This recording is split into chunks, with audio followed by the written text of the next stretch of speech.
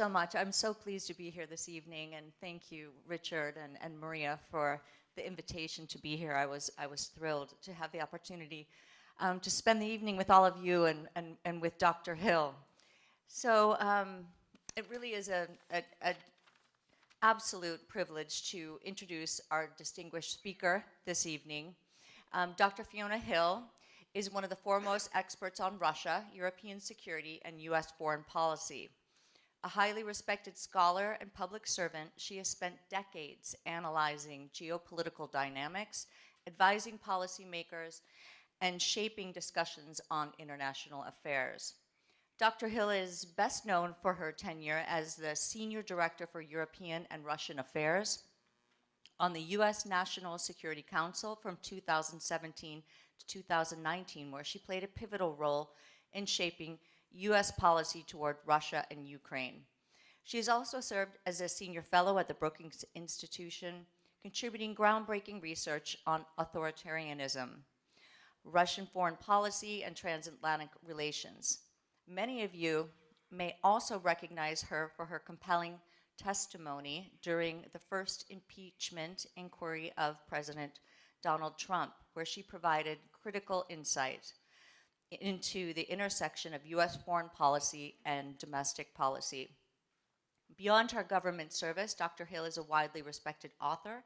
Her books, including There Is Nothing for You Here, Finding Opportunity in the 21st Century, and Mr. Putin, Operative in the Kremlin,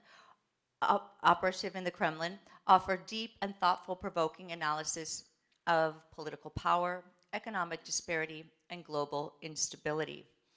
In an era where understanding Russia, Ukraine, and the broader geopolitical landscape is more crucial than ever, Dr. Hill's insights are invaluable.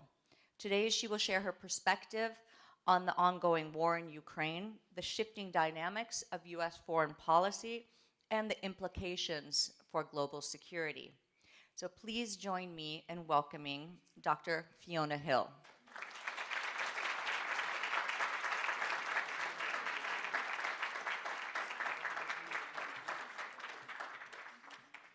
Terrific. I mean, where do we begin? Oh my goodness. So you've recently come back from the Munich Security Conference. I'm so curious. You know, many of us have been following the news reports. I'm very curious about how do you assess the Trump administration's approach to resolving the Russia-Ukraine war compared to his first term, and what was the mood like there at the security conference? Well, thanks very much, Colleen. And by the way, we discovered that we both went to the same university in Scotland, at St Andrews. Unfortunately, I was studying abroad for the year in Russia when Colleen was there.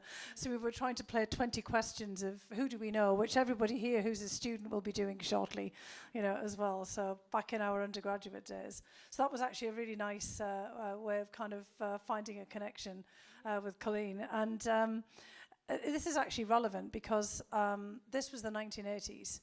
And it, you know, unfortunately, it links directly to the present time that we're in. So for the students who are, you know, thinking about international affairs, you know, I went to St Andrews similar time to Colleen at the height of the Cold War, where, you know, there's the standoff, the nuclear standoff between the United States and the Soviet Union. St Andrews had a big Air Force base next to it at Lucas, and aircraft were taking off, you know, every hour or maybe sometimes even, you know, every 5 minutes it seemed, to try to intercept Russian or Soviet fighter planes, you know, over the North Sea or somewhere over Europe.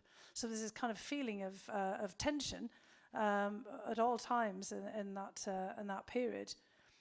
You know, we thought, as we got through the end of the 1980s into the 1990s, that was all going to be behind us. Collapse of the Soviet Union, thought we were onto a different trajectory. And the reason that I'm kind of going back into that period is that President Trump's view of Russia is very much shaped by the 1980s. I mean, he's very much in that framework of thinking about the Soviet Union as the great superpower and as the big nuclear threat. I mean, I've personally heard him talk about that the greatest threat to the world and to the United States is nuclear weapons. And he would like to finish off, this is his kind of view, the unfinished business that Mikhail Gorbachev and Ronald Reagan and other US presidents basically started off in the 1980s. So the year that I went to the Soviet Union when you were at St. Andrews, 1987, 1988, was the Gorbachev-Reagan summit. It was the signing of the Intermediate Nuclear Forces Treaty that ended the nuclear standoff between the Soviet Union and the United States. And I'm just saying all of this because this kind of Trump's mindset is that he wants to go back to that period. And so no matter what we're thinking about what's happening at the moment, his view that he wants to sit down directly with Putin and just kind of pick up where everybody left off in the 1980s. Now the problem is a lot's happened ever since then. The world has changed. The Soviet Union fell apart, and we're going into the third year of a really brutal war of basically the post-Soviet succession, with Russia invading Ukraine. Although President Trump recently suggested that maybe Ukraine had invaded itself or something over the last few weeks. So anyway, it's become extraordinarily complicated. And I don't think that in 87, 88, when I was over there, we would have quite expected this where we would end up. But you could feel at that time that the Soviet Union was falling apart. And you have to remember that the Soviet Union was actually picked apart, not just fell apart by Boris Yeltsin, who was the head of Russia at the time, who wanted to get rid of Mikhail Gorbachev as the head of the Soviet Union. And the whole idea at that point was that somehow there'd be a kind of reconstitution of the relationships among all of the states that had been part of the Soviet Union, Russia, Ukraine, Belarus, Armenia, etc. And that didn't really work out like that because everybody else wanted to make it out for the exits. And we have to remember ourselves, here in the United States, next year is the 250th anniversary of the US revolution and independence from the United Kingdom. Unfortunately, independence from my original person of the United Kingdom. And, when we start to think about what's happening here, that's exactly what Ukraine has been going through and all the other former Soviet republics. They've been 30 years out from the collapse of the Soviet Union or the end of the Soviet Union. They've had 30 years plus of independence. And basically, Russia's re-invasion of Ukraine is a bit like when the UK tried to come back and take the US back again if it hadn't been for the French, and various other, strange developments. The French may be relevant in this case again. The United States wouldn't have made it for the exit. So we're basically dealing with a situation that has lots of these echoes.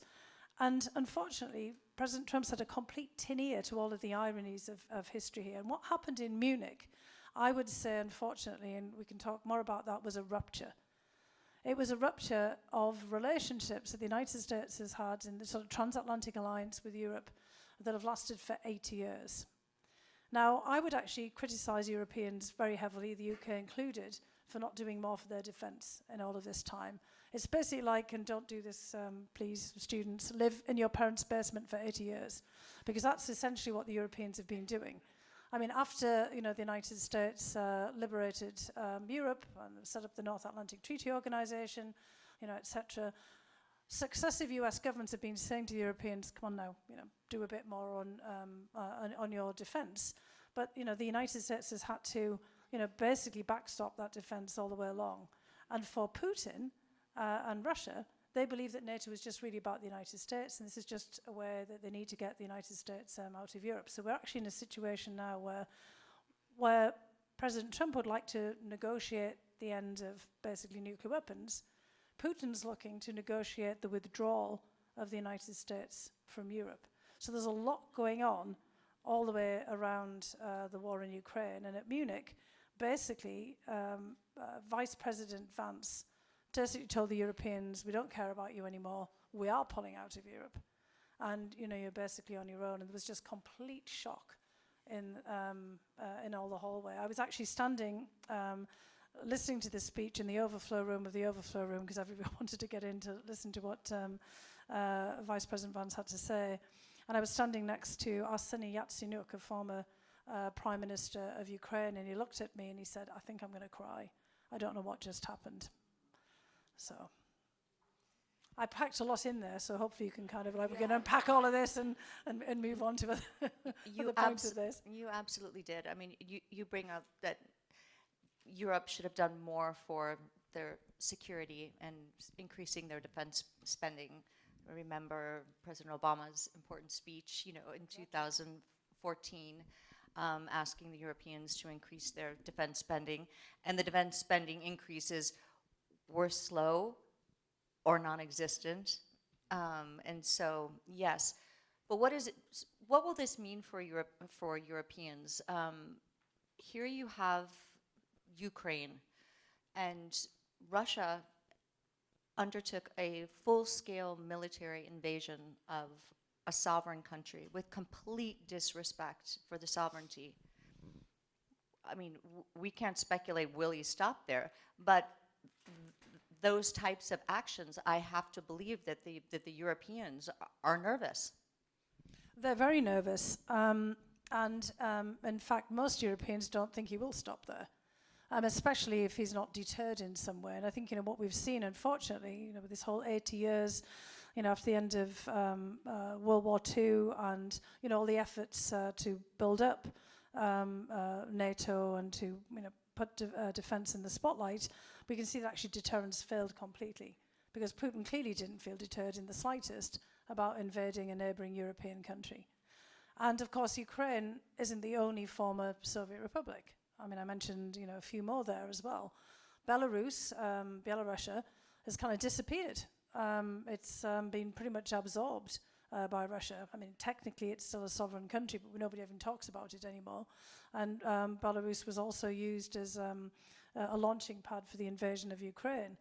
I mean, here out in Los Angeles, I mean, you've probably got many people here of Armenian heritage, for example. I mean, Armenia was also a former Soviet republic, and recently, had a war itself with neighboring Azerbaijan, which is a rerun of a war, from the early 1990s. There's a lot of instability, in the region, a lot of conflicts, a lot of territorial disputes. And there's also a lot of other neighboring countries of Russia that got their independence from the Russian Empire at the end of World War I, and then, also got attacked at different, Finland, for example, was part of the Russian Empire, became independent in 1918, and then got attacked by the Soviet Union to Stalin in 1939, 1940, at the beginning of World War II. The Baltic states, of course, Estonia, Latvia, Lithuania, were also independent, and then were forcibly reabsorbed into the Soviet Union. They are really nervous, and I mean, they've pretty much given Ukraine every single bit of their military hardware, and are increasing their defense spending now to about the same kind of levels of the United States. Poland, another country that, in fact, at the same time as America was getting its independence from the UK, Poland was being partitioned over the heads of the Poles, very similar to the kind of peace negotiations that we're seeing, kind of underway right now. We've got various people meeting in Istanbul right now as well from the US and Russian sides.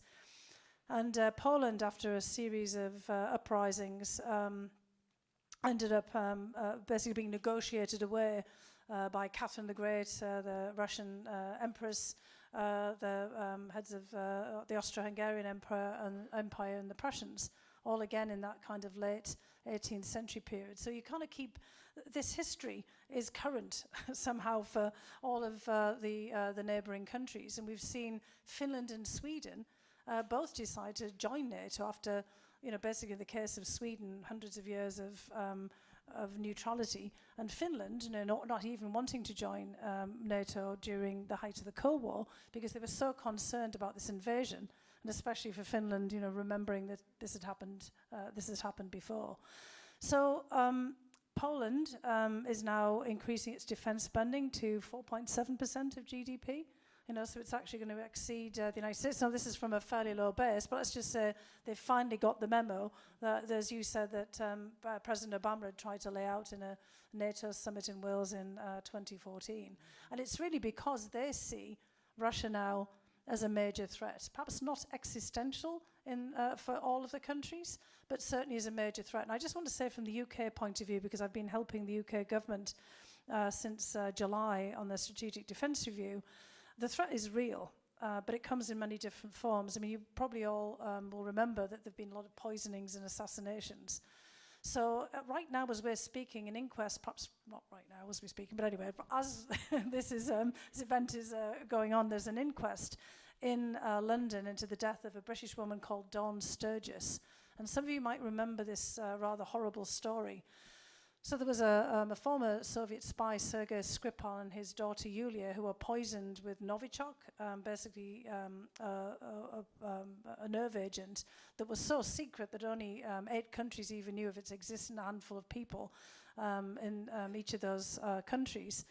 And they were poisoned in the small British town of Salisbury by agents from the Russian military intelligence service, the GRU. And they had put the Novichok, the nerve agent, in a perfume bottle. That was a pretty small perfume bottle in these sort of sample sizes. And there was enough Novichok in that bottle to have killed the entire population of Salisbury, because just a few drops of this, kind of basically have the effect. The Skripals was saved because there was a top secret facility near Salisbury. This is just completely by chance, Porton Down, where the British do a lot of research. There's one in Friedrich, Maryland. I think there's one near here, I think, as well, where they do research into biological and other nerve and chemical agents and chemical weapons. And so they were actually able to identify what this was, and there was an antidote given, and the Skripals were saved. But this bottle of perfume was discarded by the agents into basically the donation bin for a charity shop. And Dawn Sturgis's partner found this and thought this would be, give his partner perfume.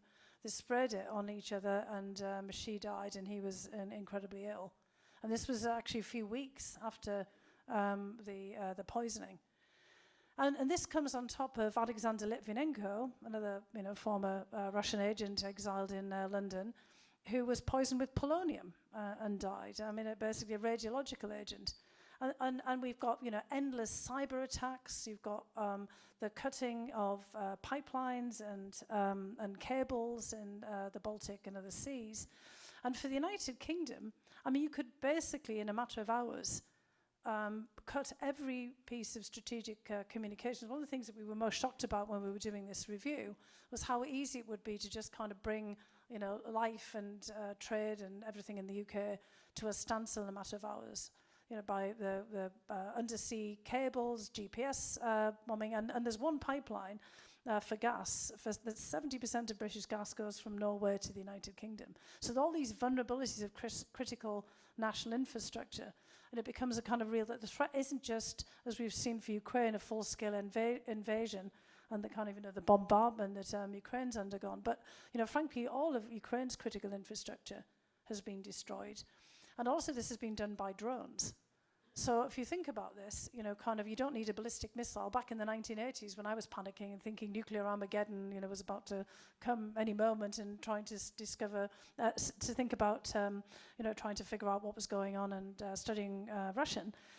This is now drones that can basically take out. There's just recently a drone attack on Chernobyl, on the sarcophagus, around the nuclear plant. So all of these things are real. So this is, it's very remote here in the United States, but for Europeans, they're extraordinarily worried about sabotage, assassinations, killings, political subversion. And so they feel that they absolutely need to do something, now about Russia, irrespective of, what's going to happen in Ukraine. These will be challenging times with our allies, I'm sure, as this is all working in its way and as it's all playing out. So let's talk a little bit about the future of U.S.-Ukraine relations. President Trump has reportedly suggested Ukraine should provide repayment for U.S. military aid using critical mineral resources. What will this mean? Yeah, this is going to be complicated for sure.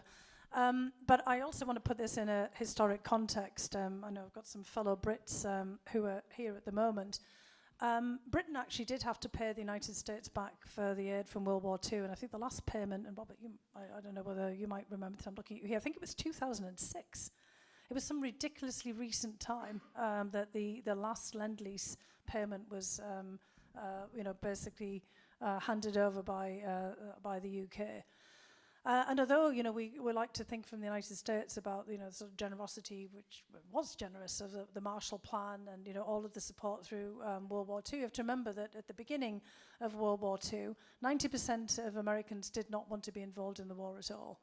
And it was really, kind of as a result of Pearl Harbor, of course, the Japanese attack on the United States that brought the United States into the war, and then also the hounding of American leaders by Churchill, who of course had his own American ties, to get Lend-Lease and some of the other provisions made there. So it's not that unusual to have these kinds of discussions, is basically what I'm trying to say here. And generosity often has its limits, so and other countries too, have often, of course, famously in World War I, the Brits demanded reparations from Germany, just to the point that they kind of pushed Germany over the edge into contemplating the Second World War as well. But in the case of Ukraine and the mineral rights, the Ukrainians themselves suggested this. Because initially they were very worried when President Trump came back in based on previous experience and obviously the direction of travel that was becoming very clear.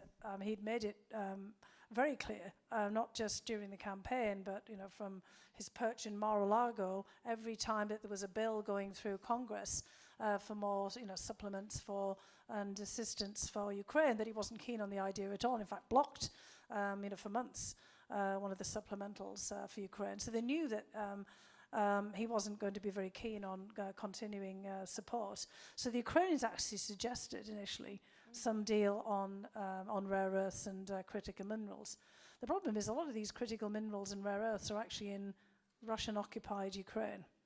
And a lot of them is coal, which is, we're all kind of trying to move away from coal, and the US has got plenty of its own coal in any case. And, the lithium deposits are often, kind of around the coal themselves. There is some quite detailed, mining information, geological information for this, but it's not going to be that easy to extract these minerals in any case. The Ukraine wasn't beyond coal mining, wasn't a massive mining centre. Best for its agricultural production, which of course the United States isn't, kind of especially interested in investing in either. So I'm not sure how this is honestly going to play out. The first draft of the document seems to have taken the Ukrainians a bit by shock, because of course President Trump has been, somewhat inflating the amount of money that the Ukrainians own. The current document I read, what everybody else has probably read in the paper, which seems like there's lots of room for manoeuvre in it all. But I'm kind of worried that it might become a point of tension and a kind of a flashpoint as we go along. Because what the Ukrainians are hoping for, and President Zelensky's coming tomorrow to DC, is for security guarantees. And President Trump's made it very clear today and, kind of yesterday and every other day that the United States is not going to be basically providing security guarantees. And he said, in the last couple of days, that the only security guarantee would be the fact that there would be people there on the ground, which is not boots on the ground, troops on the ground, but potentially miners on the ground. Now, my dad was a coal miner. I don't think he would have been very thrilled being, kind of the tripwire. But I also can't see that there would be a lot of US miners or big mining companies might go over there, but I would imagine that they'll do local hires. So I'm not. Again, I'm really not sure how this is going to play out. So the administration has given many concessions to Russia before the negotiations, so we hear, including the rejection of the return of Crimea. I was at the State Department the day that Russia illegally annexed Crimea. And this is, for so many reasons, absolutely horrifying. I remember that day very well. Everybody, buzzing around, and truly it was shock and horror, and here we are. So I'm curious. Do you interpret President Trump's reported plans to negotiate directly with Putin, as well as his comments that NATO started the conflict, which many of you may have read? And again, I'll repeat that perhaps Russia started this conflict. Do you interpret that as legitimizing Russia's territorial claims and a reward for the invasion? And will this approach embolden further Russian aggression in Europe? Well, we have quite a lot of issues to unpack here. I mean, the first thing that we have to say, because, part of the title today was, kind of way forward in Ukraine, that the only person who's been pushing a ceasefire at this particular point has been President Trump. Now, I think all of us would love to see a ceasefire and would actually love to see peace, and the Ukrainians absolutely want to. But there was never any assessment up until now that Russia was interested in this. And as Zelensky and others have said, if Putin wants to stop the war, he could just stop it. Now, I actually think that Putin can't stop it at this point, because it's kind of one of these things where, his own neck's on the line as well. He has made his whole presidency, this part of his presidency, all about, basically this war. He's become a wartime president. And also, it's predicated on basically getting a grip of the whole of Ukraine. So, during COVID, when we were all, kind of stuck in our own bubbles and, trying to kind of figure out what to do, Putin was in a bubble with a friend of his, Mr. Boris Kovalchuk, whose father was a history professor who Putin had greatly admired, and they were all from Ukraine, and they were historians of the kind of of Ukraine within Russia, the Russian Empire. And basically, they seem to have sat about the whole time, delving back into the past. Putin actually talked to various world leaders that talked to him occasionally on the phone during that point about he was going off into the Kremlin archives and looking at, into the sort of past agreements and treaties that had set up the Russian Empire. And Putin became convinced that he needed to get Ukraine back in the Ukrainian lands. I mean, every country has its myth-making. The UK has lots of it. Depending on, who you read, the Vikings were either, really evil, or they were, your best friends. I discovered quite recently I was 6% clearly Viking. So I like to think of the love story kind of part of that rather than the raping and pillaging. But, if you go back into the British Chronicles, there's plenty of, kind of painting them rather darkly. So in the, the Russian case, the myth, the founding kind of myth of the sort of Russian Empire is that it began in Kiev and Rus, in the principalities of Kiev, and in fact even more than that begins in Crimea, with your reference there, that Prince Vladimir the Great, who Vladimir Putin is named after, and so is Vladimir Zelensky, in fact, was baptized and became a Christian in a place called Chersones in Crimea in 988. So, there's your kind of 10th century part of this. And as we do this, a moth is flying around here. I wonder if it's a visitation from earlier times. That's what the Russian mythology does, is that kind of a moth is a visitor. So you never know. There you go. It's Grand Prince Vladimir. And so the whole story of a kind of a Russia as a great power, Vladimir being Putin, he's also Vladimir Vladimirovich, his father was also Vladimir. It's almost a kind of a sort of appropriation of this whole history. There's the moth again. And he seems to have then got set on basically his legacy is putting back all of the lost Russian lands, the sort of Russian Empire. It's not the Soviet Union, but kind of bringing back. There's all these kind of, lots of other countries do have this gathering of the lands as well. And this seems to have been Putin's idea out of COVID. So, while the rest of us were doing other things, he was planning on invading Ukraine, it seems.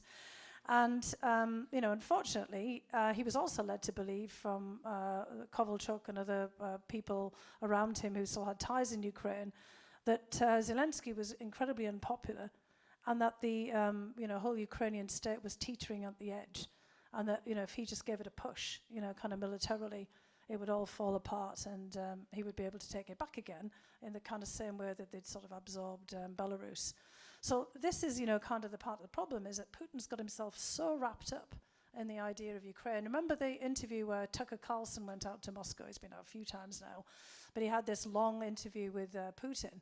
And he was obviously kind of trying to ask him about, well, didn't NATO cause all of this, and all the kind of other, kind of stories around it. And Putin kept giving him a history lesson. And he kept dragging him back to the 10th century. And then sometimes he was in the 17th century, he was in the 18th century, and he he gave Tucker Carlson some papers at the end of it all, and Tucker Carlson kept saying, is this relevant, the whole time? And Putin kept saying, of course it is, and going back to the history and giving him these history lessons.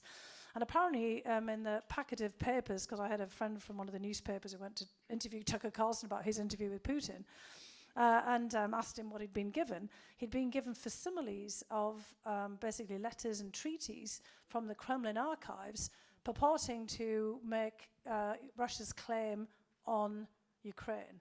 And one of these is an exchange of letters between one of the Cossack leaders, Bogdan Khmelnytsky, from like 1647 or 1648, with the Russian Tsar saying, let's join forces because we were being invaded by the Poles or the Mongols or something kind of is going on around that time.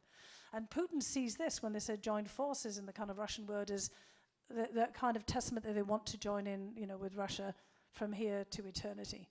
And so he's basically telling Tucker Carlson, we've had a claim, kind of on this territory. It belongs to us since the 1640s.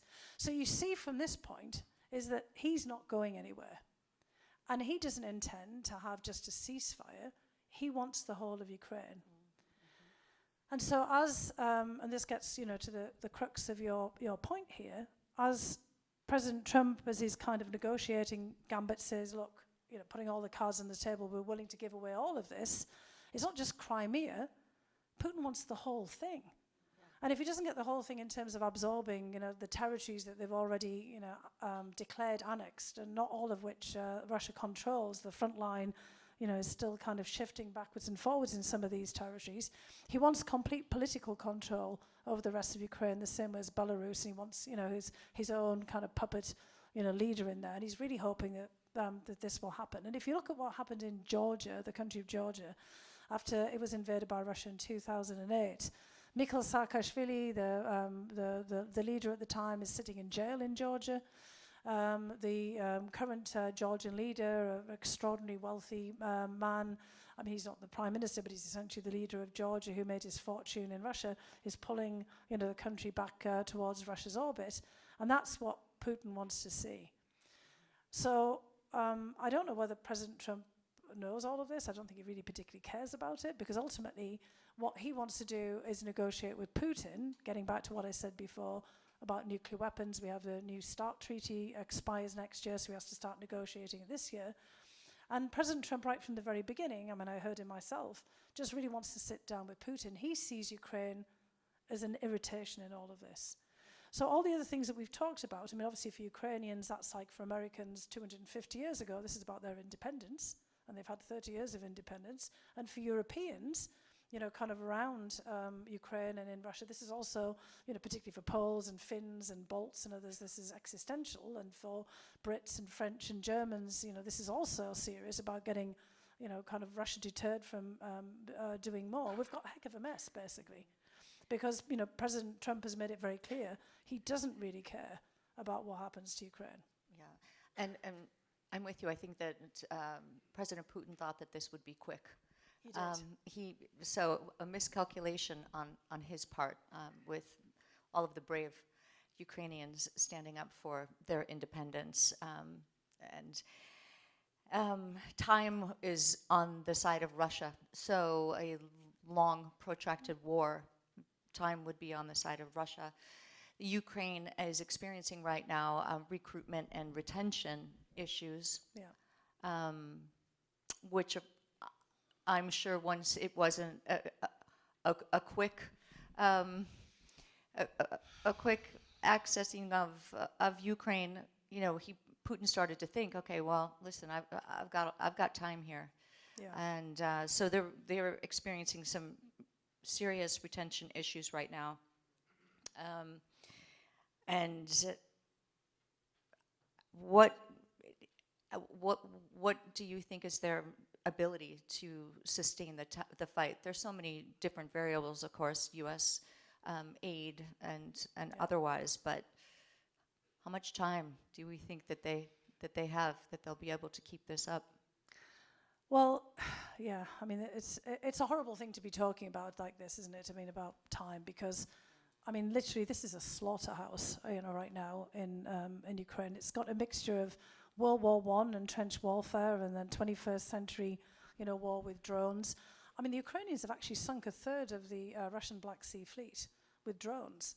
I mean, their fleet was seized by the Russians after the annexation of Crimea, 10 years ago. And, they've sunk the flagship, the Moskva, of the Black Sea fleet. And, the Russians have actually, had to retreat in terms of moving the fleet over to Novorossiysk on the other side of the Black Sea. But, when it comes to this war of attrition that you're pointing out and the trench warfare and thinking about all of, our young colleagues here, I mean, it's pretty horrific. And, Ukraine's has taken an enormous demographic toll. We've gone from a population of about 48 million at kind of independence down to about 38. Now, that's not all people who've died in the war, but it's, low birth rates, it's, people moving out of the country and migration. We don't actually know the exact figures of how many people have been killed in Ukraine because they've been trying to keep that fairly secret, but we can be pretty sure that it's high. On the Russian side, it's horrific. We're pretty confident that about 870,000 Russians have either been killed or injured. They're basically hemorrhaging more than 1,000 people a day, and this is killed and injured, so it's kind of casualties. And on some days, it's been 2,500 or so. That were kind of last in November. I mean, literally, Putin is taking, the idea that you were laying out there, that the time is on his side because he's just got a bigger population. But in the next couple of years, this would actually be quite detrimental for Russia as well. They're also having problems about, basically not just sending enough people to the front, and we know there are North Korean soldiers, there right now, but also being able to keep the economy going because, they're also, having labour shortages, and so many people have been sent to the front. They've, started to see some overheating in the economy. It doesn't look like it's going to, hit yet this year and kind of next year. And so really, for Ukraine, what they needed to do, they absolutely needed to negotiate. There's no question about it. I and many others have been saying this, for the whole time. But it's negotiate from a position of strength. And the question is, how to create that strength for them. A lot of it it's not just on the battlefield, it's also politically to get support. Now, initially, Ukrainians tried to get support globally. You've seen there's all these constant UN resolutions, and there's another rupture where the US didn't support. And I know for you as a diplomat and for the colleagues here from the State Department, it's a bit of a shock when the US hasn't supported Ukraine in its resolution. These are symbolic, but they're also very important, in a political sense, that you're acknowledging Ukraine having sovereignty over its own territory. And again, there are so many conflicts around the world that this will have, basically a knock-on effect. But Ukraine has had a really hard time getting support from other countries outside of Europe because, and this is another of the ironies that I don't think President Trump sees, the rest of the world sees this war as a proxy war between Russia and the United States. And in fact, some countries even see it as a proxy war between China and the United States. Because we spent so much time saying China's watching, because of thinking about Taiwan and the kind of precedent this might be setting. And South Korea and Japan have been really worried and been supporting Ukraine rather, in the war, because we've seen North Korea helping Russia and Iran helping Russia and also China helping Russia. That there's all these global dimensions to this that a lot of the rest of the world just doesn't want to take a side. So if they think this is kind of a replay of Cold War and Cold War conflicts, thinking about Korea itself, the Korean War, or Vietnam and everything else. And so they've been kind of staying out of it. So they haven't been supporting the Ukrainians, because the Ukraine's only hope really was to get overwhelming international support to basically push for a negotiation that could be framed in a UN context, in the context of the UN Charter, and also then to get real serious security guarantees. So none of this has really worked out very well for them. Now, the Europeans have, this big shock to the system of what happened at Munich, but, also the direction of travel of Trump also saying, we're not going to, basically be supporting and underwriting NATO in the way that we were before.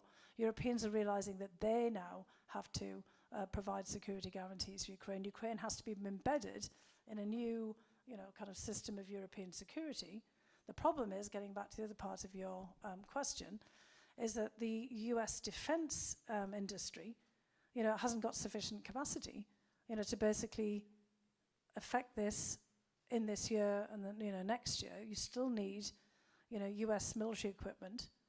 And of course, there has been, so much of purchases of US military equipment that there's concerns, here in the US as well about, kind of future security issues. So, this is really a buy. Now, Russia itself is having a hard time producing all of this equipment. It's actually got Iranians producing drones in factories in Russia. It had to buy ammunition from North Korea. But it is kind of building up its defense industrial complex. And basically 40% of Russia's budget now is going into armament. So we've got this kind of, crazy situation, which goes back again like to the Cold War, where Russia's become a much more militarized society. But all the Europeans have let their, defense spending go down. And I hate to say this because I was completely opposed to nuclear weapons when I was the age of all of the students here. I was really hoping that they would go away.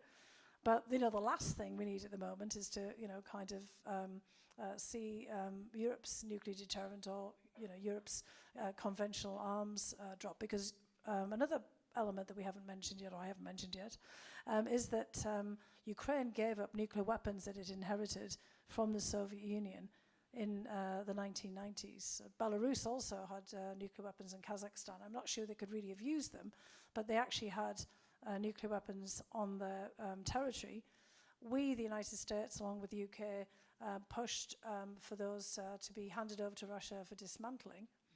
And actually, some of the missiles, but without obviously the nuclear warheads, have been repurposed by the Russians and sent back, to come down on the Ukrainians just to kind of rub salt in that wound there. Because we gave assurances to Ukraine that we would be there for them if anything nasty happened. And Russia also underwrote that as well. So the counter-proliferation message in this is the exact opposite of counter-proliferation. It's basically, if you are a nuclear-armed state like Russia, you can go ahead and basically invade your neighbours. And if you don't have a nuclear weapon, well, you're going to get invaded. And so the Europeans now in Munich, the big shock, to the system was the Germans and the Swedes, who always wanted a world without nuclear weapons, talking about the fact that Europe needed its own nuclear weapon, independent from the United States. Okay, my goodness. Just to make us feel even happier. Incredible, Dr. Hill. You have covered so much, and I know that the audience is grateful for that, as am I.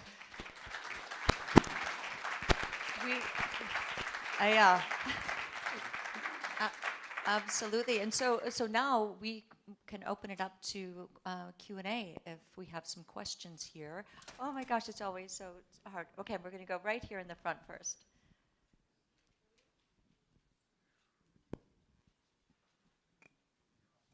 I'm French. I just came back from Paris yesterday. I was there during the Munich blowout. It was insane. I mean, it was like the Berlin Wall fall. I can't believe what he said. So now go back to the title of the conference, Peace in Ukraine, Negotiation Without Europe. Well, first of all, why? And why Europe would be out of the negotiation. And as you know, President Macron was there 2 days ago, and I thought he was going to get a blow in the face. No, he did very well. You see the press conference went on. It was supposed to be 5 minutes. It went on for, 25, which is very rare. Usually they kick them out of the Oval Office.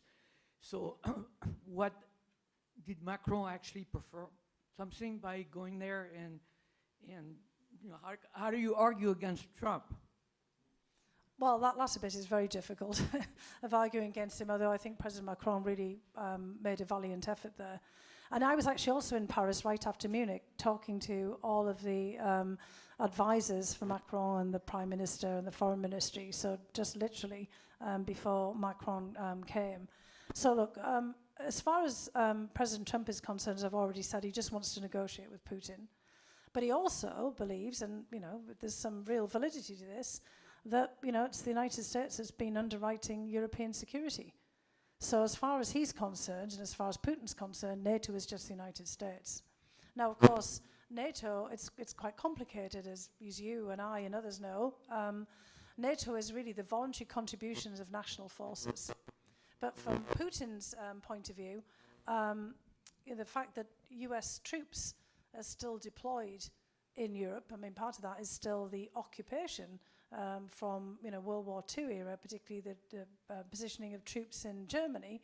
This means that when he's talking about NATO forces being forward deployed, he's talking about US forces. Now, if the US pulled out of Europe, which is what Putin's hoping will happen, this is kind of part of his idea of the negotiations, he thinks NATO will fall apart. But the Polish army is not going to pull out of Poland. The Finnish army is certainly not going to pull out of Finland. And actually, the Finns can mobilize 125,000 men. They've got one of the most capable, and women, they've got one of the most capable militaries in Europe. The UK got some work to do, but France, has a pretty serious, military as well. Some work to do too, but can certainly. And we've got Turkey as well as a NATO member, which has a huge military. Now I'm not quite sure, where that's all going to go. But the point is, Europe has a lot of leverage, and that gets the, I think the second part of your question there.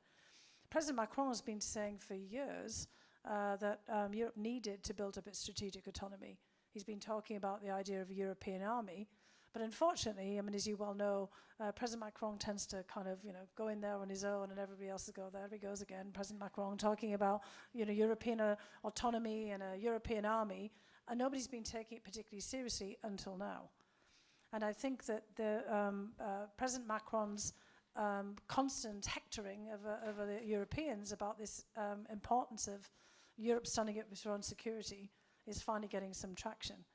And so there was coordination before this time, before President Macron came. Remember, he also called, you were probably there as well, an immediate emergency meeting in Paris. I was there as well, where they came on the Monday after the Munich Security Conference.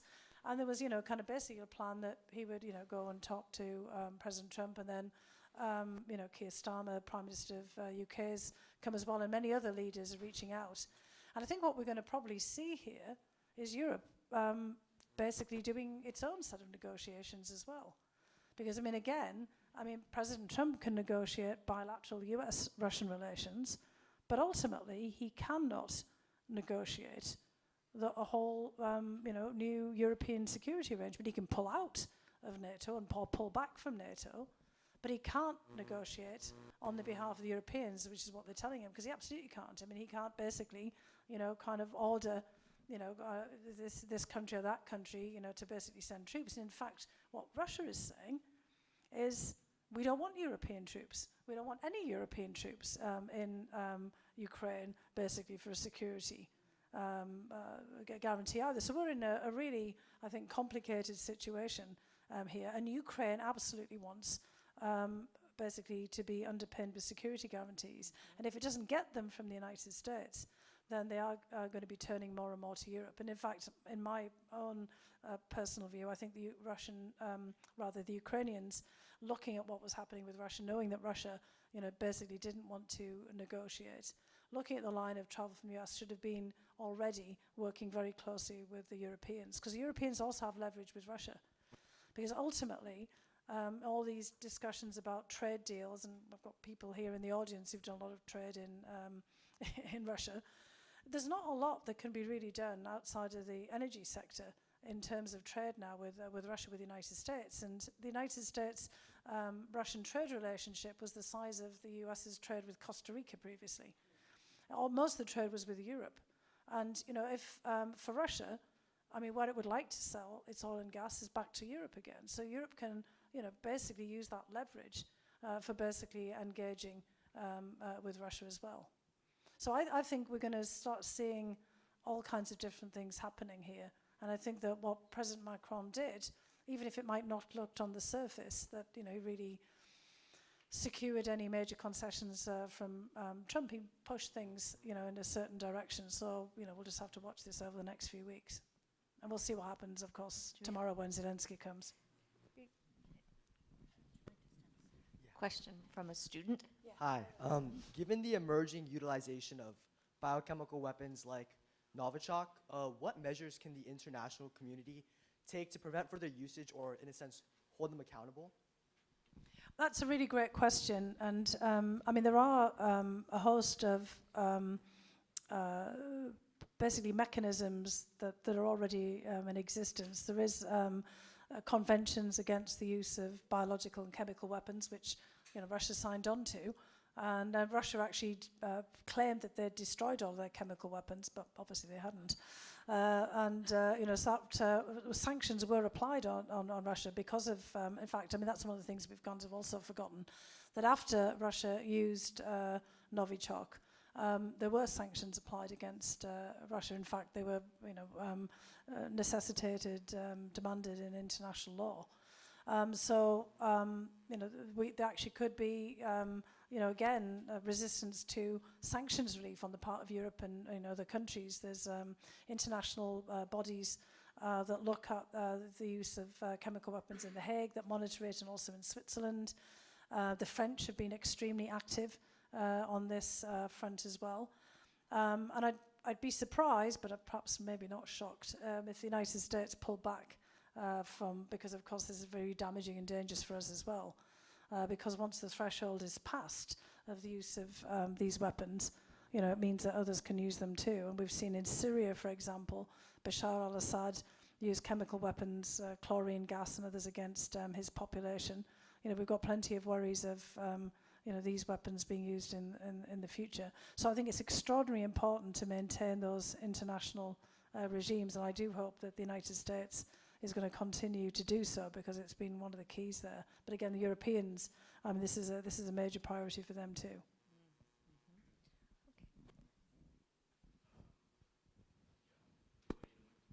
Yeah, Mike's coming. Oh, now you've got two. I think it should be on, Mark. Okay. Yeah. So, just curious, your kind of forecast.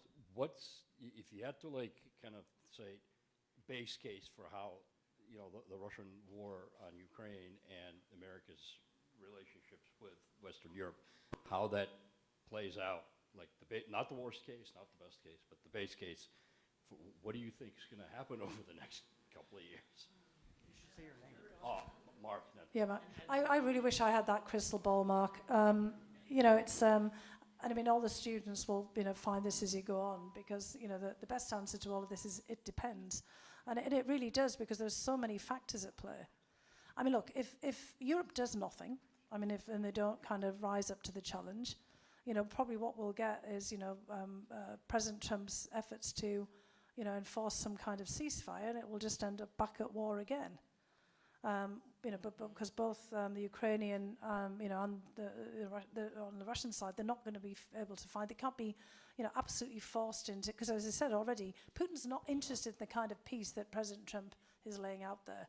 When Trump says, there's all this senseless slaughter, and I think Vladimir Putin wants to end this, he doesn't, and he doesn't care.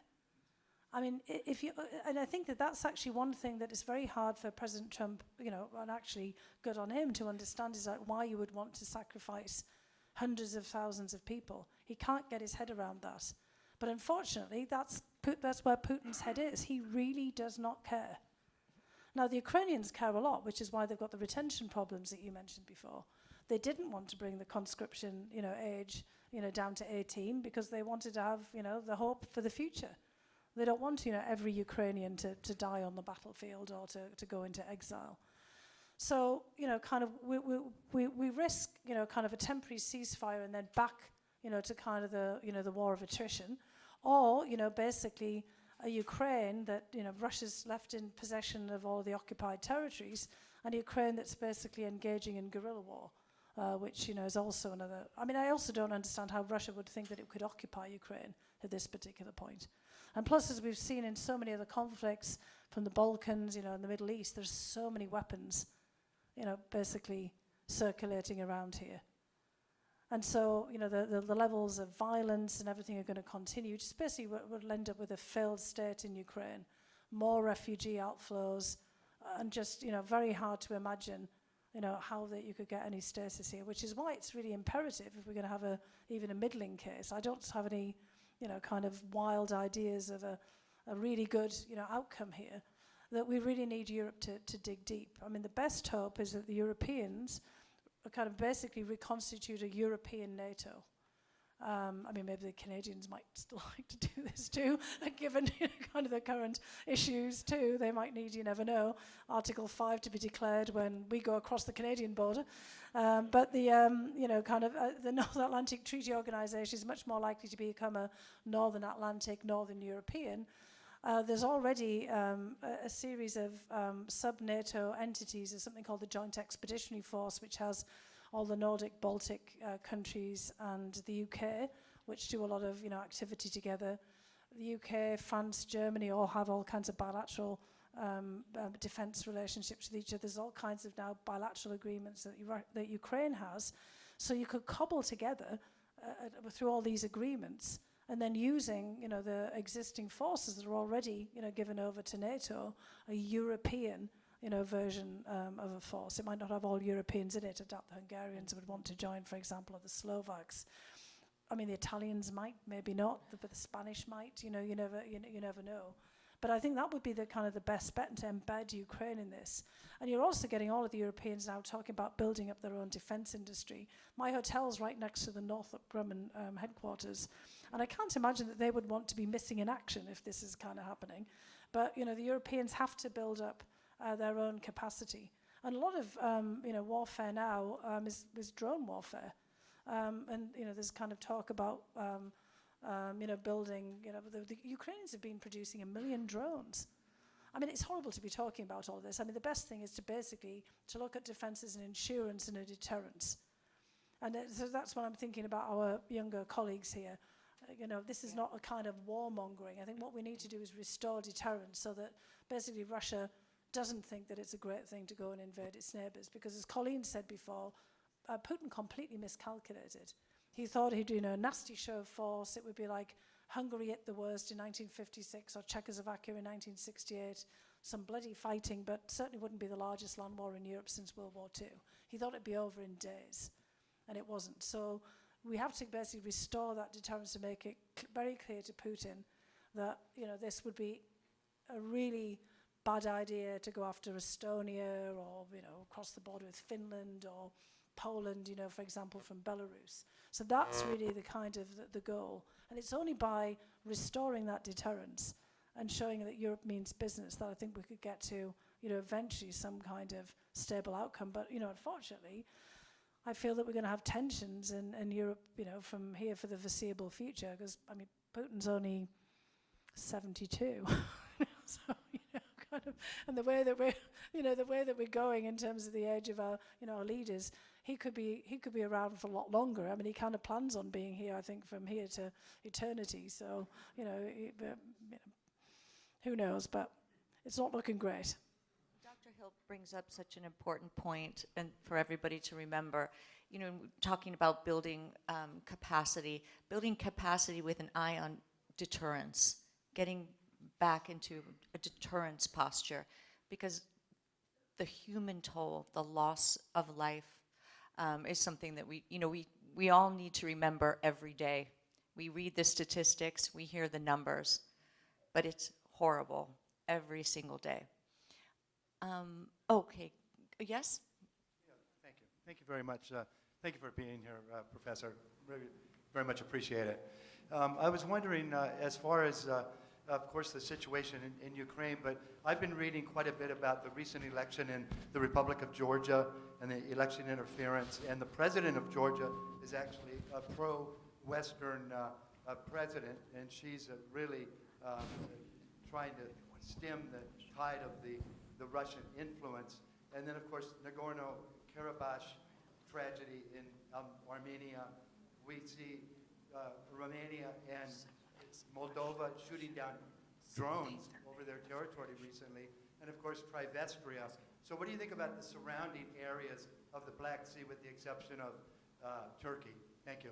Yeah, this is a really good question, because I think it just gets to the heart of, if we don't get this right, in terms of Ukraine, all of the knock-on effects. And it's not even knock-on effects, because as you're mentioning, there's all these other conflicts that have already been, kind of rather hot. Particularly, the case of Nagorno-Karabakh between Armenia and Azerbaijan. Can you still hear? Yeah. And then, around the world, I mean, as Colleen is suggesting as well, we have so many conflicts and wars. And we've also seemed to have gone over a threshold that we said we never would again, in paying no attention at all to civilian casualties. I mean, I don't even have to, kind of mention the number of conflicts that are going on. I mean, everywhere from, Africa, all the way, around to the edges of Europe and the Middle East. So, yeah, we do need to get this right. We actually basically have to send a message that, invading your neighbours is really not a good thing. So we have to go back, to basically the essence of the UN Charter. And we can already see that that Putin, as you're kind of indicating here, is trying to kind of push all of these various buttons as well. And basically is menacing the neighbours and, is encouraging, for example, in the case of Azerbaijan, to keep on pressure on Armenia. I think what you said, with the exception of Turkey, but I actually think that it's going to be very important in the Black Sea region for the other Europeans to reach out to Turkey. I mean, ironically, from the perspective of Armenians, it would be very ironic to say this given that very tragic history, Turkey might be Armenia's best bet at actually stabilizing the country at the moment, because Turkey doesn't like the way that Russia is kind of flexing its muscles in the region, and is actually basically trying to kind of demand sovereignty over the Black Sea. So while President Trump has been naming the Gulf of Mexico the Gulf of America, Russia has been suggesting calling the Black Sea the Russian Sea. So, once you start kind of down this path, you kind of encourage others to do this. I mean, this isn't going to fly, but, it's obviously got the Turks alerted as well. And we had a workshop at Brookings just this week where we had a number of Turkish colleagues there who are basically, talking about how, they really feel that they need to do more outreach to Armenia, to Georgia.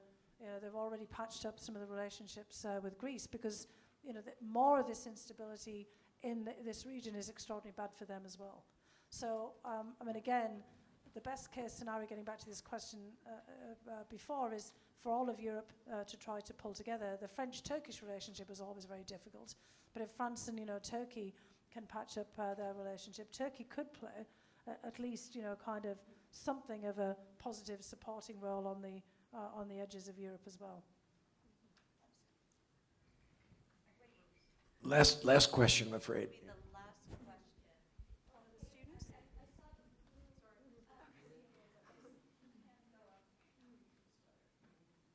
Okay, first and foremost, Dr. Hill, I'd really like to thank you for coming out and sharing your insights tonight. My name is Alisa Kobian. I'm a sophomore at Polytechnic School in Pasadena, and my question is, in a world full of constant technological development, from drones used for life-saving purposes in Rwanda to attacking inspiring neighboring countries in North Korea and Europe, how do we regulate the use of drones in war and civil affairs? Thank you. That is a really good question, and I hope that you and all of your classmates and other contemporaries here will start to focus on this as well, because it won't be by the time that you get out of college or started into your careers, I think we'll probably move beyond drones as well. There's all kinds of directed energy weapons and all kinds of other things that are being developed. Sometimes I wish I didn't know about some of the things that are kind of underway technologically. And I think that it's really kind of getting back to trying to kind of prop up our international rules-based mechanisms. Getting back to the question we had before about biological and chemical weapons as well. I mean, we really do need international compacts to be able to address all of these questions. The UN isn't exactly the most popular institution, and certainly not from the United States perspective, but for other parts of the world, they do actually value and do want some kind of international regime and international structures. There has been, some movement to talk about how you might be able to revitalize parts of the United Nations, particularly if we get things right on Ukraine, about thinking about the UN Charter and thinking about, the right to self-defense and, ways of, regulating warfare. I mean, we've done absolutely terribly on protection of civilians. I mean, it's just, it's unfathomable that we're still here in the 21st century with the kinds of levels of death and destruction that we saw in the 20th. So, I mean, we can only really do this by concerted effort. And if you're thinking about, how you start there, well, you can start, yourselves by talking about this at school, talking about this if you're in college, talking about this with local officials. I mean, LA, Los Angeles, has extraordinarily active mayor's office. I mean, even in terms of also international representation. You can talk about this at the state government level, thinking about your Congress people and Senate, for example. And then, basically pushing for this wherever you can. Because I think, honestly, in this day and age, we all have agency and we have voice. And I mean, we sometimes forget it, particularly as we're all obsessed with one guy at the top here or in Russia or, people kind of coming to the White House. We've also got the ability to do things. And, the more that you create networks, the more that you reach out, the more that you push for this, I think you'd be really kind of, surprised to see, what you can manage to do. I ran into in Munich to a man named James Cowan who runs something called the Halo Trust, which is for the removal of landmines. And that started out with just a handful of people, getting together. And so these kinds of organizations, these kinds of efforts can really have enormous impact. So I think you should take that on and try to kind of get a support. We'll all help you.